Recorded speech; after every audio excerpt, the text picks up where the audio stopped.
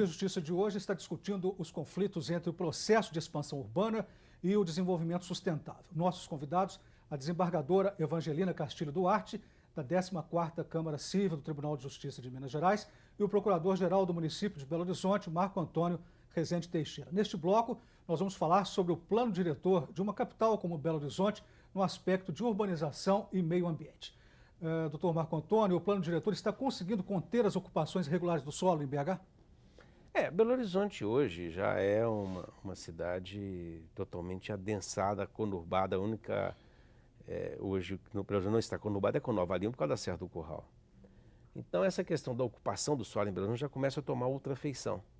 Né? Belo Horizonte está precisando mais é resgatar áreas. E a Prefeitura vem trabalhando nesse sentido. Inclusive, estamos com um acerto com o Ministério Público em termos de regularização de áreas, até porque a legislação evoluiu muito nesses últimos anos, em termos de permitir que você regularize áreas, inclusive a questão da comprovação da propriedade, a titulação dessas áreas, nesses últimos 8 anos, com o Estatuto da Cidade, na realidade. Isso assumiu um outro papel, quer dizer, tornou possível essa regularização. Então, é mais um termo do resgate.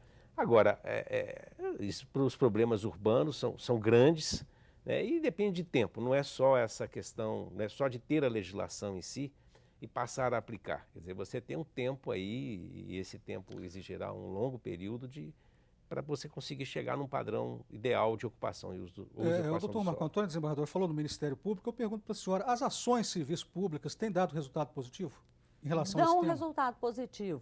Elas esbarram em um problema grave, que é a produção de prova. A prova na ação civil pública, ela nem sempre é muito sustentável, nem sempre ela é muito efetiva. Eu me bato pela inversão do ônus da prova nos processos em que se trata de dano ambiental.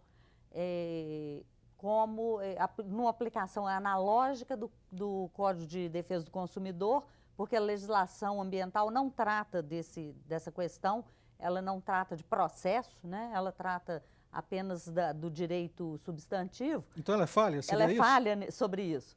Então eu já até tenho um artigo escrito sobre a questão sobre a inversão do ônus da prova para direito ambiental. Porque é preciso que se inverta o ônus até contra o proprietário ou contra o causador do dano, dando ao lesado, que seria a coletividade, a presunção de que o que ele alega é verdade, que então reforçaria as ações do Ministério Público. Doutor Marco Antônio, como trabalhar o conceito do desenvolvimento sustentável junto às classes sociais menos favorecidas, que são aquelas exatamente que se fixam em área de risco ambiental na periferia das cidades e, como dizem, com pouca chance de melhoria econômica, social ou ecológica? Olha, o que a Prefeitura tem feito, e eu acho que a resposta para isso, e tem sido um sucesso, é o Vila Viva. Você fazer um trabalho conjunto com todas as áreas, educação, saúde, saneamento básico, e a fixação daquela pessoa naquele local, não é simplesmente removê-la dali e colocá-la numa periferia cada vez mais distante. Exato. Em situações, vamos pegar o exemplo de Neves, uma cidade completamente inviável hoje, a não ser que você faça grandes investimentos. Então, essa tem sido a política urbana. Tem que manter o cidadão no lugar onde ele está. Exatamente. Existem pesquisas que dizem que a forma de combater o dano ambiental, principalmente em classes de baixa renda, seria motivar a pessoa, o indivíduo, a buscar, a evitar a poluição, revertendo essa poluição em benefício próprio. Por exemplo, quem joga garrafa PET no lixo, reaproveite a garrafa PET ou ajunte a garrafa PET para vender e reciclar. Então, quer dizer, é uma questão cultural. Trabalhar uma a questão cultural, mas com mas uma conotação, com uma conotação econômica, de forma que dê um proveito econômico para o indivíduo, que dá resultado. Tivemos aí um cidadão falando, né, em termos de conscientização, se é cidadania. Eu acho que o caminho é esse. Eu acho que tem dois aspectos essa questão urbana aí hoje. Tem esse lado da conscientização, de você então ter uma política pública que fixe essa pessoa naquele local, onde ela encontrou de alguma forma um meio de sobrevivência, e tente ali que ela cresça, que ela desenvolva. E tem um outro lado dessa questão. Eu gostaria de... Desculpa estar insistindo nesse aspecto da região metropolitana, mas vou contar um caso aqui, muito rapidamente, que aconteceu com a mãe de uma magistrada. Ela pegou um táxi em Belo Horizonte e foi entrando ali no São Benedito, ali em Santa Luzia. A Guarda Municipal de Santa Luzia parou, obrigou a senhora a descer do táxi. Para não deixar o táxi passar. Deixar o táxi passar.